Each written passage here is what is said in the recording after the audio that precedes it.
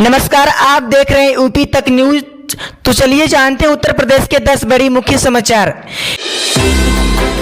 PM Modi ने 2024 पर चुनाव पर विज्ञानियों को दे दी बोलने की चुनौती, प्रशांत किशोर का आया जवाब। जी हां दोस्तों, प्रधानमंत्री नरेंद्र मोदी ने एनडीए की बैठक को संबोधित करते हुए मंगलवार को कहा कि एनडीए अटल जी की विरासत है। उन्होंने कहा कि आज सभी का विश्वास इस पर है। मोदी ने कहा कि एनडीए किसी के विरोध में नहीं बना, देश में स्थिरता लाने के लिए एनडीए का गठन हुआ। इस मौके पर उन्होंने विपक्षी गठबंधन पर भी जमकर हमला किया। उन्होंने कहा कि कांग्रेस ने दलों का इस्तेमाल अपने हित में किया। पीएम मोदी ने कहा कि हम जब विपक्ष में थे तभी हमने सकारात्मक राजनीति की, हमने कभी नकारात्मक राजनीति नहीं की।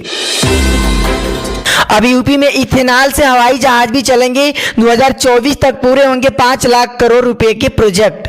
जी हां दोस्तों, केंद्रीय सड़क परिवहन व राजमार्ग मंत्री नितिन गडकरी ने कहा कि यूपी के इथेनॉल से केवल गाड़ी ही नहीं बल्कि आने वाले समय में दुनिया में हवाई जहाज के एविएशन फ्यूल से इसका उपयोग होगा। इंडियन ऑयल इसका प्लांट डाल रहा है। अब किसान अन्नदाता ही नहीं, ऊर्जादाता भी बनेगा। गन्ना किसानों का भविष्य बदलने के लिए मोदी योगी सरकार की नीतियों व निर्णय से काफी फायदा मिला है। उन्हें समय से गन्ने के पैसे मिलने लगे। Ethanol, methanol, bio CNG, hydrogen हमारा भविष्य है।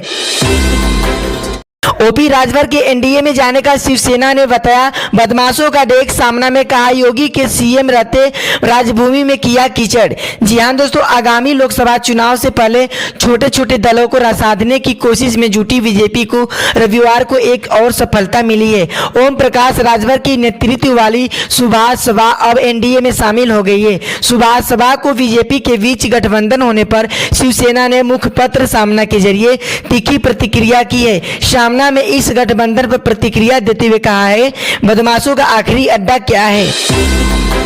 ओटीटी पर अश्लीलता को गाली गलौज होगी बंद, सरकार ने उठाया बड़ा कदम।